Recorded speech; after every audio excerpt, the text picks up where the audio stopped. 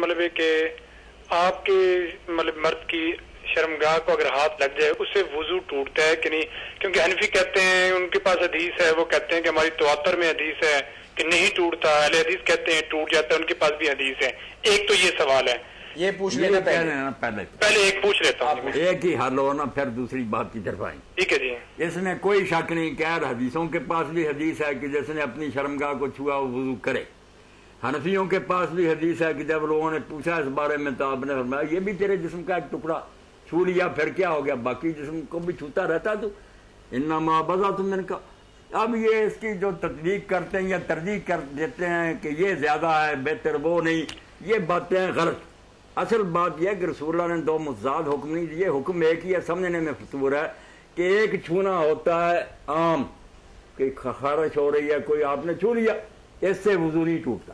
یہ تلق بن علی والی حدیث ٹھیک ہے کہ کپڑوں کے اوپر ہوگا، یعنی کپڑے کے اور بغیر کپڑے کے نہیں، کپڑا کے اوپر سے چھونے کی جو تعویل کی نا امام عبد الرحمن عمر، یہ تو مذاق ہے۔ اس کو چھونا کون کہ یہ جان چھڑانے والی بات ہے، چھونا ہے ننگے کو، مگر صاف بات ہے کہ اگر وہ چھوئے گا شہوت سے، کسی وقت خیالات اور ہیں آدمی چھیڑ چھاڑ کرتا، اس سے ٹوٹ جائے گا، پھر وہ حدیث ہوگی بسرا والی کہ ٹھیک ہے جی، وضو کرے۔ جو بغیر شہوت کے ہوگا عام اتفاقیہ وہ ترک بن علی۔ یہ جو ابن قیم نے علامہ البانی صاحب نے کئی بات ٹھوس وزنی کہ اگر میں جسم کے کیفیت کا فرق ہے، کیفیت کا فرق، کیفیت کا فرق، چھونا ہوتا ہے الگ الگ۔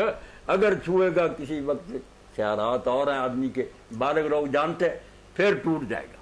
اور اگر ویسے ہی جیسے جسم دوسرے حصوں میں خارج کرتا ہے اس کو بھی چھو لیا۔ آج کل ہمارے یہاں تو تطبیق دی ہوئی ہے کہ اگر بغیر کپڑوں کے ہے تو پھر تو وہ ٹوٹ گیا، اگر کپڑوں کے ساتھ یہ کچھ تطبیق ہے اپنی طرف سے ایک من گھڑت بات۔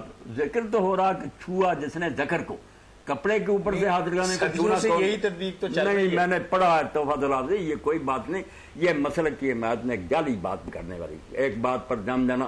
سیدھی بات کرو کہ جو چھوئے گا شہوت سے ٹوٹ جائے گا، جو ویسے چھوئے گا کوئی بات نہیں۔ یہ بلال بھائی بات واضح ہو گئی۔ اور جو مطلب مولانا نے یہ بات بتائی ہے کہ یہ جذبات اور احساسات کے ساتھ یہ تعلق رکھتی ہے، اگر آپ کے جذبات اور نوعیت کے ہیں تو فتویٰ اور ہے۔ ٹھیک ہے جی، میں سمجھ گیا ساری بات۔ یہی بلال صاحب ایک اور مسئلہ ہے جو اختلافی لمس المرا کہ امام شافعی رحمۃ اللہ علیہ کہتے ہیں کہ اگر بالغ عورت خواہ وہ بہن ہو ماں ہو اس کے بدن ننگے کو آدمی نے چھو لیا، صرف ٹچ ہو گیا، کوئی خیال نہیں، ظاہر ماما بہن کے بارے میں خیال کیا تو وہ کہتے ہیں وضو ٹوٹ گیا۔ امام ابو حنیفہ اور دوسرے کہتے ہیں ٹوٹ نہیں گیا۔ وہاں بھی بات امام مالک کی ٹھیک ہے کہ اگر شہوت سے کسی عورت کو چھوا وضو کرے گا، اور اگر ویسے ہی چھوا تو کوئی بات نہیں۔